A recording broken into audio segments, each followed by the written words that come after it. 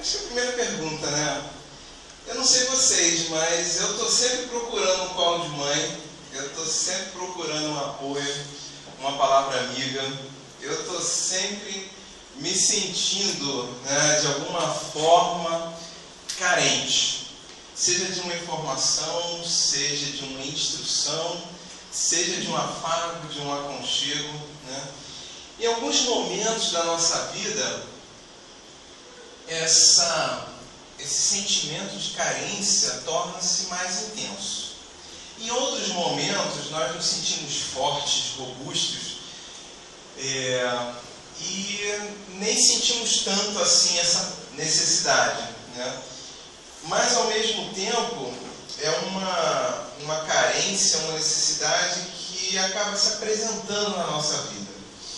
Eu tenho uma figura, eu procurei não trazer por conta das dificuldades de projeção, essa confusão toda, aí já é um quiprocó, então eu preferi assim, as palestras públicas a gente acaba fazendo no gogó mesmo. Mas é uma ilustração muito interessante. O ilustrador, ele aproveitou-se de uma foto de um broto de feijão crescendo e a foto de um daqueles halterofilistas fortões, né, fazendo aquelas poses super fortes, e aí ele transformou o halterofilista num broto de feijão. E é interessantíssimo, porque do lado dele tem aquelas plantas enormes, tem um besouro enorme, tem um gafanhoto, e aquele brotinho de feijão parecendo que é gente, achando que é super forte, né? E essa imagem, eu acho que ela fala muito sobre esse nosso aspecto, né?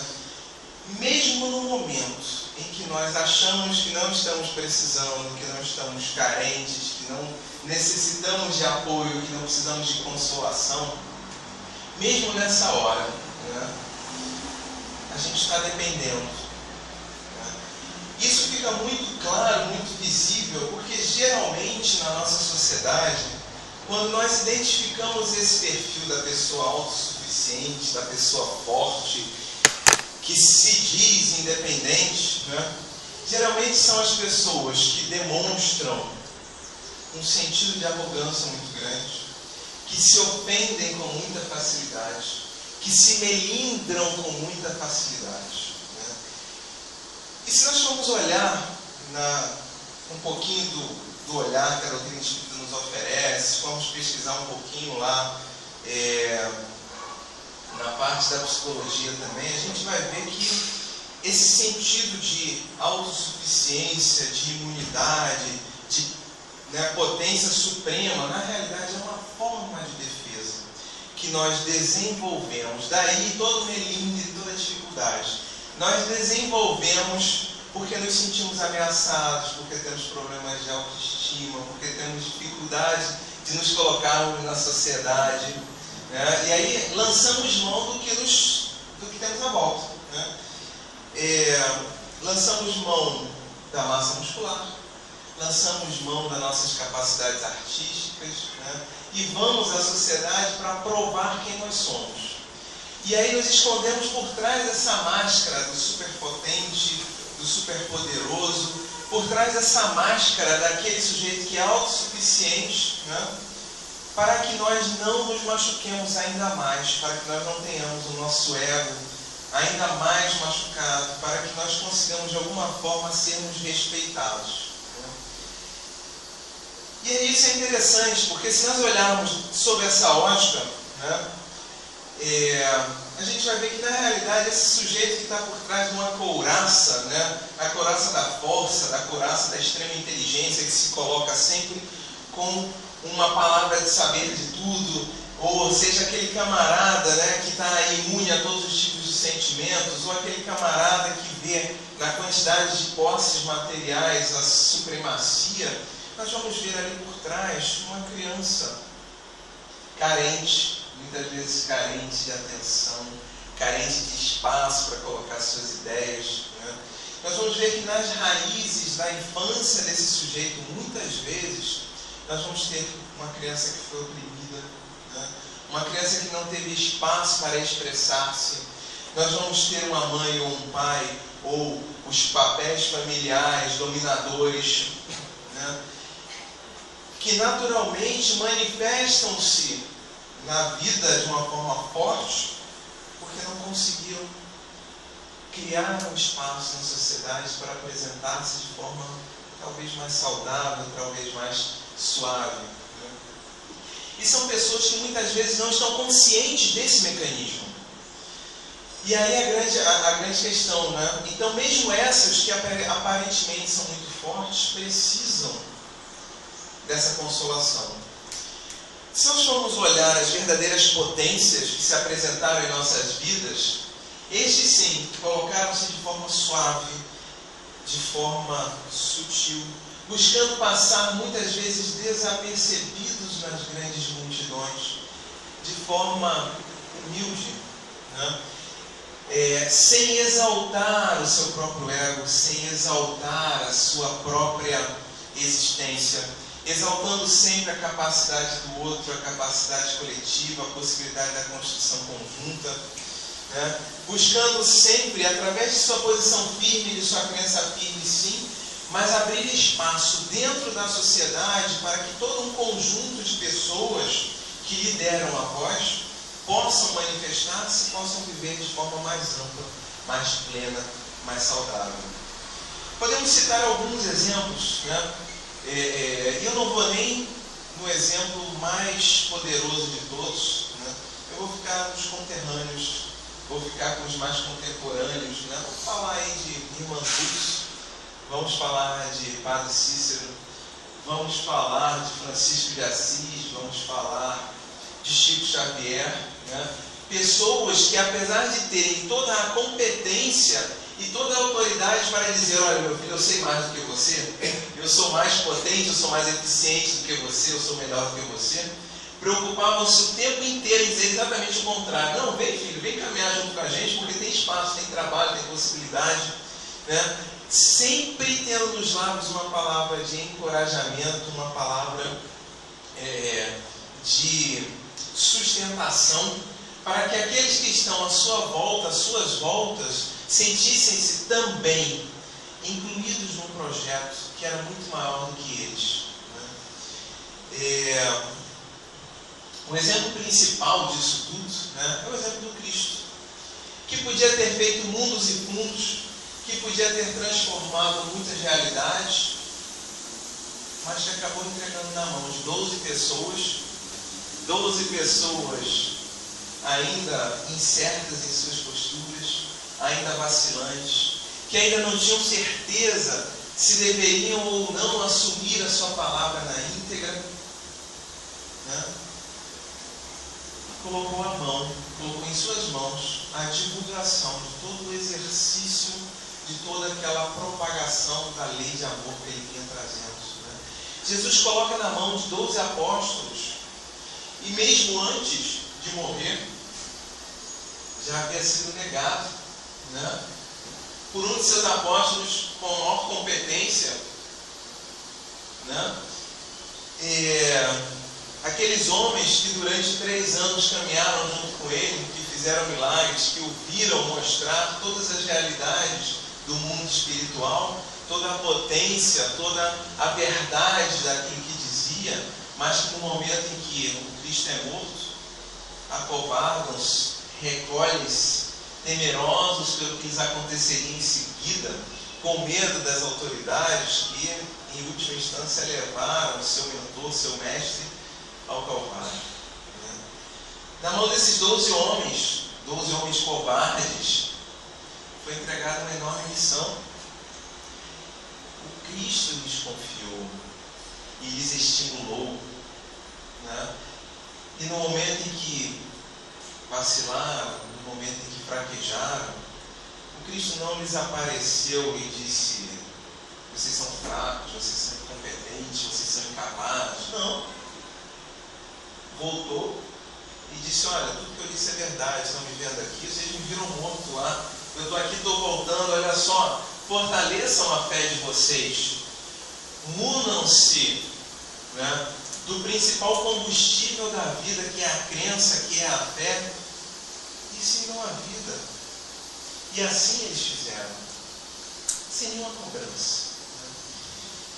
falar sobre o Cristo Consolador é exatamente isso. É começarmos a repensar a nossa postura, né? E nos percebermos não como aquele halterofilista verde, né, frágil, num grande jardim, mas é pensarmos como criaturas pequeninas que somos, reconhecermos o nosso lugar, reconhecermos a nossa capacidade de atuação na vida, nossa capacidade de atuação no mundo, né? Percebermos o nosso alvo e seguirmos em direção a esse alvo, com potência, com força, com vigor, com vitalidade, né? Perseguirmos esse alvo apesar dos riscos, apesar das dificuldades, porque sabemos que este alvo é um alvo alcançável. O capítulo do Cristo Consolador, ele traz basicamente essas duas mensagens. Uma delas é esse alerta para a necessidade de buscarmos o alvo para sofrermos menos, para reduzirmos o nosso nível de estresse, o nosso nível de dor, o nosso nível de dificuldades. E funciona também como um alerta para que percebamos que todo o nosso grau de dor, de dificuldade, de sofrimento, muito disso que nos faz remoer muita dor, é fruto dessa nossa percepção equivocada quanto ao posicionamento nosso na vida. É nos fazer perceber que realmente somos pequenos. E aí, nesse sentido, é muito interessante. Tem um físico, tem um vídeo no YouTube, eu queria ter trazido o nome do camarada, mas eu não consegui localizar novamente. E ele faz uma provocação, né? Ele questiona assim: toda vez que ele faz alguma coisa com alguém, e alguém diz para ele, você sabe com quem você está falando? Aí ele diz assim, não, aí ao invés de eu derramar sobre ele o meu título de pós-doutorado, né, e o título acadêmico, não sei o que, eu digo assim, você tem 1 minuto? 1 minuto. Você tem 1 minuto? Se o cara tiver 1 minuto, ele tem todo um discurso pronto em 1 minuto, que situa o planeta como um nada, como uma poeira cósmica dentro do universo, e acaba com toda a pretensão que a gente tenha de dizer que a gente é alguma coisa. Aí ele retribui a pergunta: e aí? Você sabe com quem você está falando?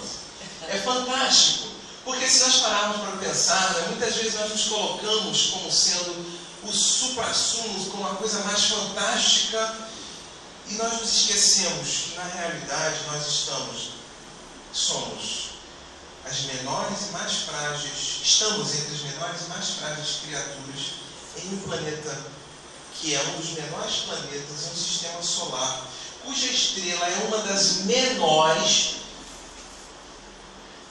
dentro de um conjunto de galáxias. E aí você vai, né, e aí você fala assim, gente, a Terra representa muito menos de 0,0000001% do que tem no universo. Como é que eu posso achar que eu sou alguma coisa? Né? E aí, nesse sentido, como nós tendemos a zero em termos de massa, em termos de ocupar espaço no universo, dá para a gente dizer assim, somos todos iguais. Né?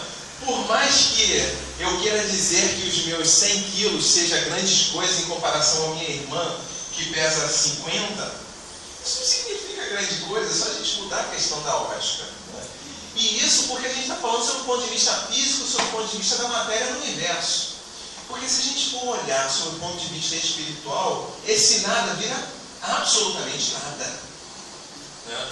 Em função do volume de espíritos que existem, em função da grandiosidade de espíritos como os que nós citamos no início, em comparação com a grandiosidade de Jesus, nós não somos absolutamente nada em termos de existência.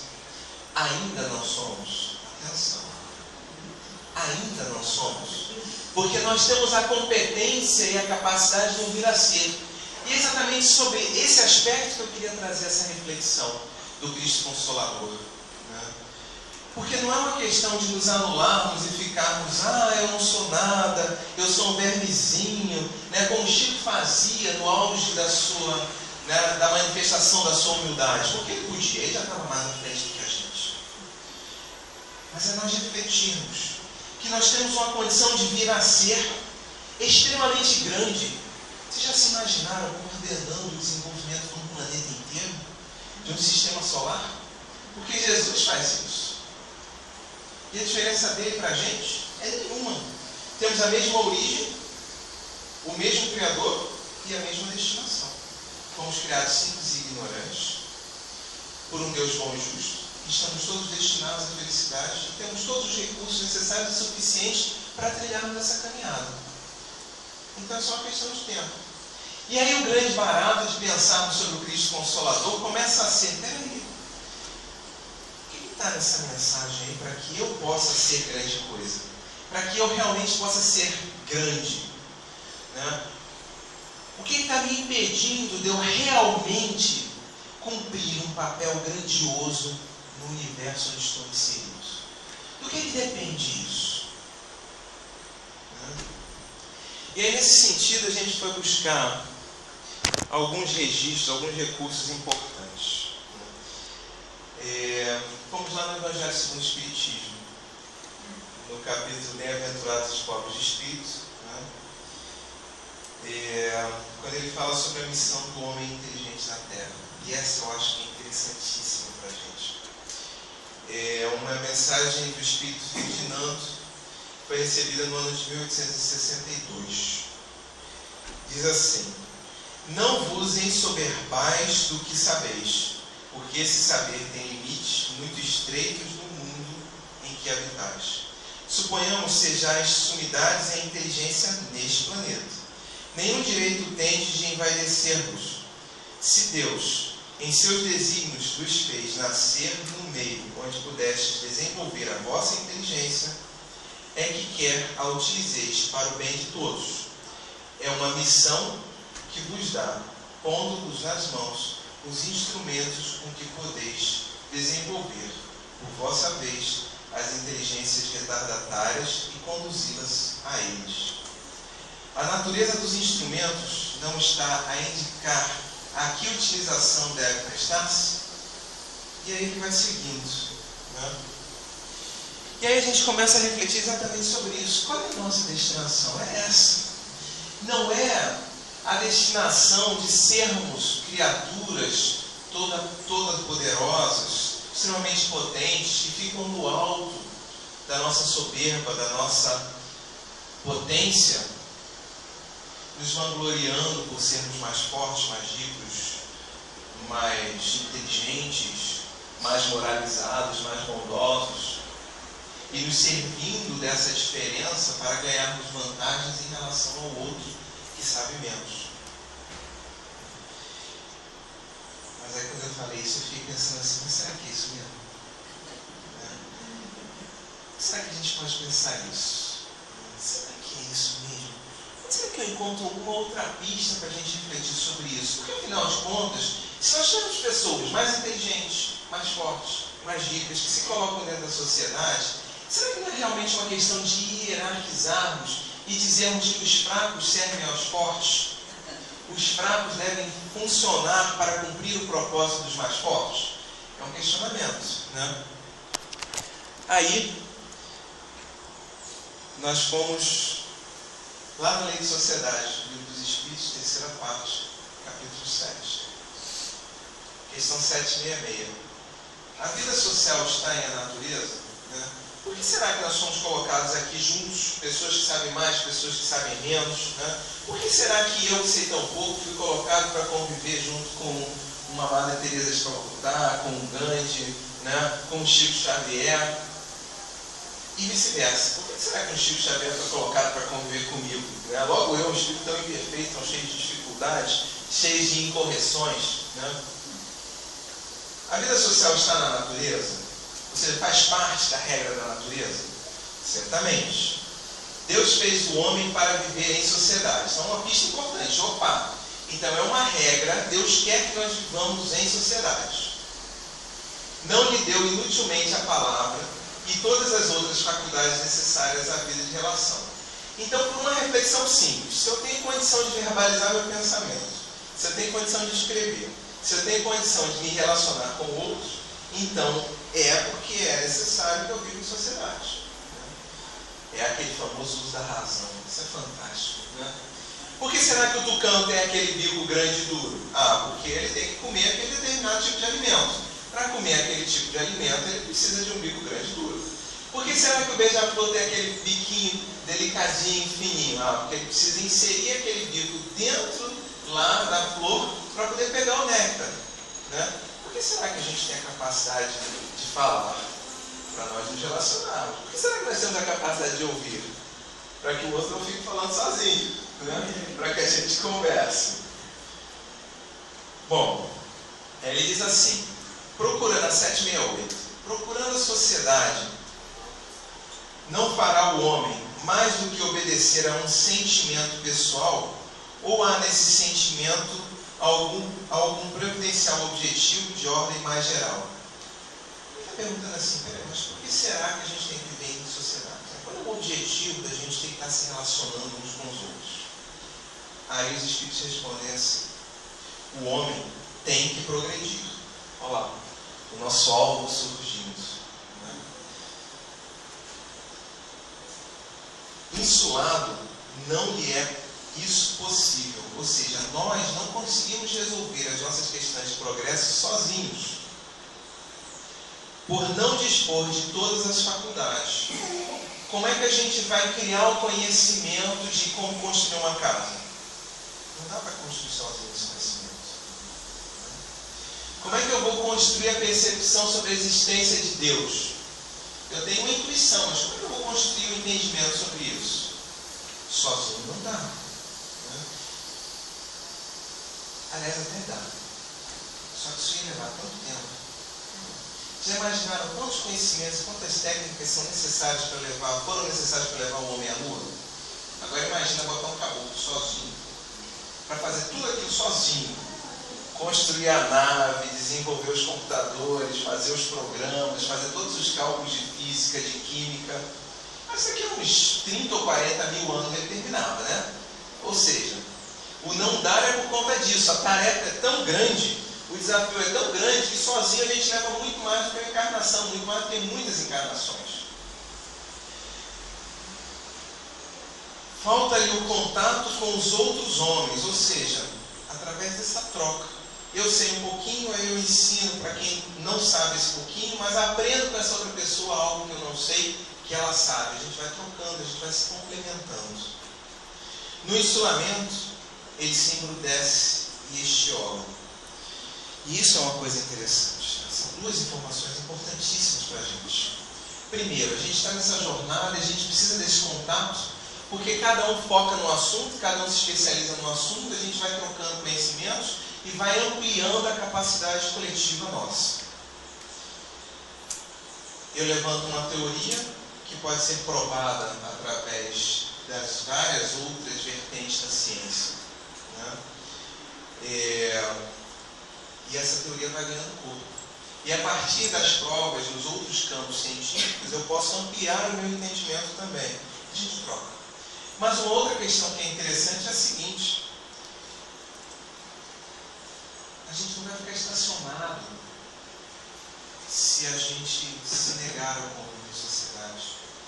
Na realidade, a gente vai conseguir andar para trás, porque a gente vai perder a oportunidade. É muito mais grave do que ficar estacionado. Né? A gente perde o tempo, a gente perde o contato, a gente se estiola, a gente se embrutece. Né? O espírito não retrograda, mas ele vai desenvolver uma capacidade de não interação que vai ter que ser trabalhada depois. É como se a gente estivesse voltando ao convívio lá no mineral, porque no mineral é que a gente aprendeu a não se relacionar. Né? Lá no reino mineral a gente já passou dessa fase. Né? E aí, nesse sentido, a gente volta para essa questão. Então, peraí, a gente está voltando, a gente está vivendo em sociedade, não é para que os fracos sirvam os fortes, é para que nós troquemos conhecimentos. Porque o forte tem alguma coisa para aprender com o fraco, e o fraco tem alguma coisa para aprender com o forte. Porque esse forte e esse fraco é em relação a um aspecto da vida: a força bruta, a capacidade de matemática, a capacidade física.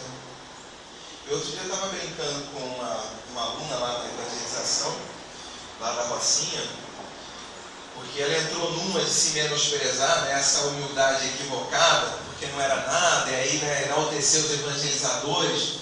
Aí eu propus inverter. Gente, olha só, vamos fazer uma aula de canto? E eu sou um terror cantando. Zero, nota zero. Aí vocês imaginam que aula horrorosa, que ninguém aprendeu nada. Aí no finalzinho eu falei, pois é, isso é porque eu sei pra caramba, eu sou superior a todos vocês. Agora, por favor, aí eu contei pra menina, levanta, termina a aula. E ela tem uma voz, sabe, ela faz canto desde 5 anos de idade, é uma criatura fantástica. E foi um aulão que superou as expectativas, e até eu saí sabendo um pouquinho mais, né? E aí a gente encerrou exatamente com isso, está vendo só? Sobre o aspecto da doutrina espírita, pode ser que realmente eu saiba um pouco mais do que você, porque eu tive um pouco mais de tempo para estudar. Mas, sob o ponto de vista do canto, você teve muito mais tempo do que eu. E a gente vive em sociedade exatamente por conta disso. Então não adianta eu chegar no alto da minha soberba e dizer, eu sei doutrina espírita pra caramba. Não, eu não sei. Sempre vai ter alguém que sabe mais do que eu, né? A gente vai seguindo por um lado, a gente pensa sobre um aspecto, a gente pensa sobre outro, né? A gente desenvolve um pensamento, mas esse pensamento é sempre falho, é sempre cheio de lacunas, sempre pode ser enaltecido, sempre pode ser engrandecido sobre outros aspectos. Mas se eu for subir lá no alto da minha soberba e para dizer, eu sei doutrina espírita pra caramba, eu estou fechando a oportunidade de aprender. Né? E eu digo interessante o seguinte, aprender às vezes não só com espíritas não. Eu tive uma verdadeira aula de perdão outro dia com um artigo de um rabino, um judeu. E ele dizia assim, perdão é uma perda muito grande. É uma perda do seu ego, é uma perda do seu orgulho, é um abrir mão de si mesmo. E com esse início do texto, ele defendia que os judeus deveriam abrir mão do controle dos territórios lá no Oriente Médio. Um rabino falando sobre o Yom Kippur, que é o dia do perdão. Olha que lição para a gente, que prato cheio, a gente perceber que na realidade nós só precisamos perdoar porque nós somos tão orgulhosos que nos ofendemos. Porque se a gente não se ofendesse, a gente não precisava perdoar. E aí isso me remete a um católico. Um meio católico, meio oriental, que professor, né, uma criança assim meio misturada, que era Gandhi, que quando foi questionado se perdoaria os ingleses pelo que eles fizeram ao povo hindu, ele disse não. E o repórter se chocou, né? Porque, peraí, como assim não? Não, porque eu não me ofendi. Então não há o que ser perdoado. Então nessa brincadeira a gente vai percebendo o seguinte, né? Nós não estamos vivendo em sociedade para os fortes servirem-se dos fracos. Nós estamos vivendo em sociedade para que os fortes sirvam aos fracos. Se eu sei muito, ou se eu sei um pouco mais, eu preciso colocar à disposição de quem sabe menos esse conhecimento. Se eu sei menos, eu preciso me colocar à disposição do forte para aprender um pouco do que ele sabe. É uma questão de trocar. Se eu sei menos, eu não devo me prender nesse sentimento de falsa humildade, de falsa modéstia. Eu preciso olhar no meu entorno e perceber o seguinte, posso dar, porque nós sempre podemos dar alguma coisa. E nessa movimentação a gente vai percebendo que não é uma questão do que sabe mais ou do que sabe menos, é uma questão da troca. Vamos estar sempre trocando, vamos estar sempre nos relacionando uns com os outros, ensinando e aprendendo, trocando, servindo, sendo prestadores de serviço. Aí quando você falou da questão da uma horazinha de trabalho no bazar, eu fico pensando, gente, quanto eu aprendi, né? Com essas uma horazinhas, às vezes não era nem uma hora, às vezes era 30 minutos. Eu lembro quando eu comecei lá no Rita de Cássia, quando eu comecei a trabalhar lá, eu tinha, né, estudante universitário, tem aqueles horários loucos, né? Aí eu consegui, com muita felicidade, um espacinho para assistir a reunião pública das 10h30 da manhã. E aí eu fui conversar com a dona Yolanda Valente, que era a coordenadora lá. E aí ela veio me perguntar assim, eu reparei que você vem direto de casa para cá, e só depois que você vai para a universidade na quinta-feira. Eu falei, dona Yolanda, é isso mesmo. Será que você tinha disponibilidade de chegar 15 minutos mais cedo. 15 minutos. 15 minutos de trabalho, uma vez por semana. Enchendo o copinho. Gente, que aprendizado. Que aprendizado. Eu aprendi um monte de técnicas de encher copinho. E eu tive que exercitar a indulgência, porque aí vem o mestrado ou o doutorando em encher copinho, que sempre vai dizer que você está errado, que a técnica não serve. E vem te ensinar um jeito de você encher copinho. E aí, se você estiver aberto ao aprendizado, você percebe, mas não é que o doutorando está certo? E que tem uma técnica mais eficiente para encher copinho do que a minha? E naquela brincadeira, a gente vai fazendo amigos, a gente vai desenvolvendo essas competências do relacionamento e até aprendendo a encher copinho. 15 minutos. 15 minutos semanalmente de trabalho, durante um ano e pouco, foi algo que, nossa, como me esquentou do ponto de vista da vivência. Né? Aí eu brinco muito com as pessoas, me esquentou a tal ponto que eu tive a pretensão e a soberba de querer subir a rocinha para ensinar os favelados português e matemática, porque eu era estudante de engenharia na UFRJ. Cheguei lá. Sabe o que eu fui fazer? Aí, conversando com o presidente disse, olha que maravilha, eu já sei, olha, a gente tem uma posição perfeita para você trabalhar. Aí fui lá, né? Depois de ter falado horrores de tudo que eu podia fazer, ele me botou num bazar olorento, cheio de roupa, cheio de sapato, cheio de troço. E a minha função era dobrar camisas na estante de camisa. Eu não sei se já tiveram a oportunidade de trabalhar em loja. Mas olha, é terrível. Quando a loja abre, então, é um sufoco. Porque aí é você dobrando e o cliente desdobrando. E, obviamente, a capacidade de desdobrar é inúmeras vezes superior à capacidade de dobrar. E aí, todo dia de manhã, o presidente ia lá para saber como é que ia o novo voluntário, que perguntava assim, e aí, meu filho, você já descobriu o que você veio fazer aqui?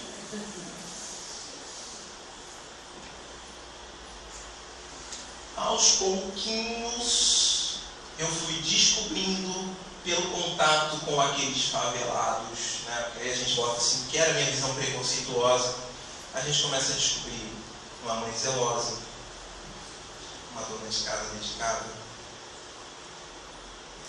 um marido que ama muito, uma criança que adora brinquedo novo.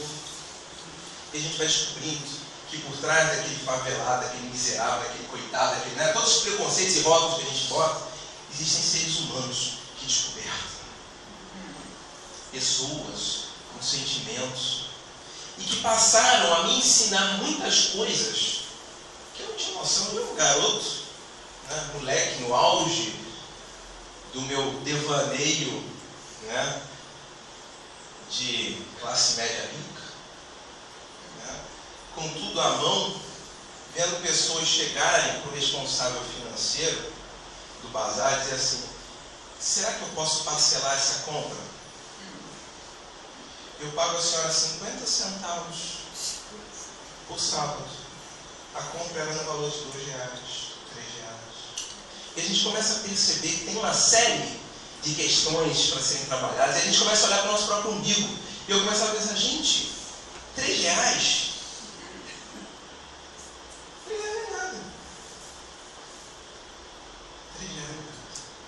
E a gente vai percebendo o valor da vida, o valor das relações, a gente vai aprendendo a valorizar as coisas. Eu comecei a ter um olhar diferente para as pessoas, para a minha própria vida.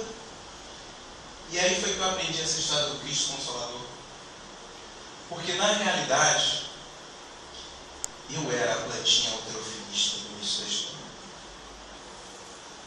Não percebia que à minha volta tinha toda uma vida, todo um ecossistema florescendo, do qual eu me beneficiava muito pouco.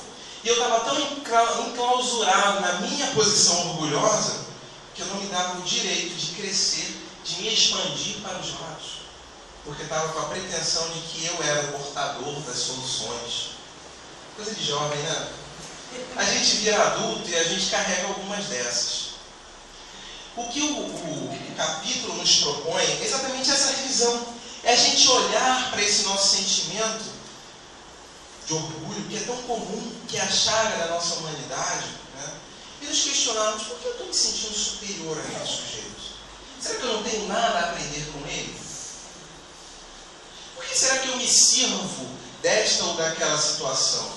Será que eu não posso me servir dessa situação, mas com um olhar de uma contrapartida maior, com um olhar mais generoso, sem aquela perspectiva de que porque o cara sabe menos, então ele tem que me servir, para pensar, poxa vida, o cara sabe menos mas está aqui me servindo com todo o meu mau humor, com toda a minha dificuldade, então eu tenho que tentar tornar o dia a dia dele mais suave, mais fácil, porque eu tenho que lhe agradecer a possibilidade de ele estar aqui comigo, e me abrir para aprender com ele alguma coisa, e talvez eu mesmo servi-lo com algum conhecimento, com alguma informação que eu tenha, para que ele possa, por conta própria, sair daquela condição, muitas vezes, de subjugamento, de estar ali, né, massacrado por todo um sistema. O que será que eu posso fazer? Ao invés de dizer, ele chegou ali porque não tem condição, será que eu não posso ensinar alguma coisa?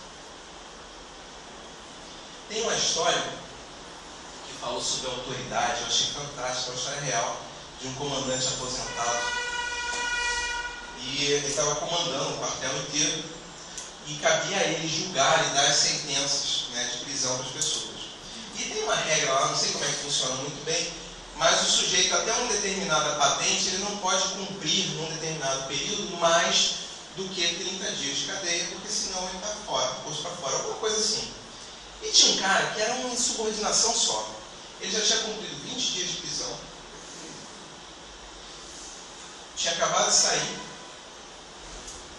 E quebrado o refeitório inteiro.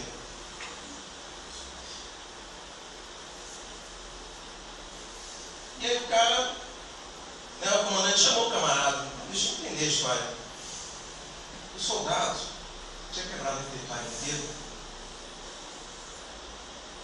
porque a esposa dele tinha dado à luz, ele estava preso, ele não podia viver. E como ele tinha acabado de sair da prisão, ele ainda ia ter que ter mais 5 dias de trabalho para poder sair. O comandante podia ter encerrado a carreira militar daquele soldado naquele dia. Ele preferiu dar 5 dias de prisão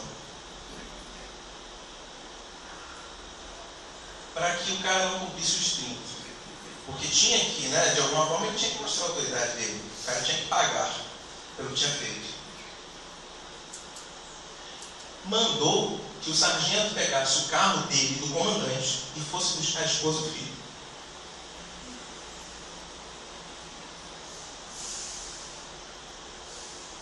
O resultado dessa história? Aquele soldado cumpriu os últimos 5 dias de prisão da vida militar dele, há mais de 10 anos. Tornou-se um militar exemplar, hoje é tenente, fruto dessa percepção, não do orgulhoso, mas da observação, né, oportuna, adequada, de que se eu tenho mais poder do que esse sujeito, o que é que eu posso fazer para conduzi-lo a uma vida mais adequada?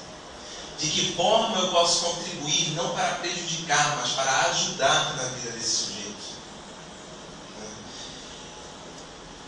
E aí eu vim fazendo o capítulo ao contrário, né?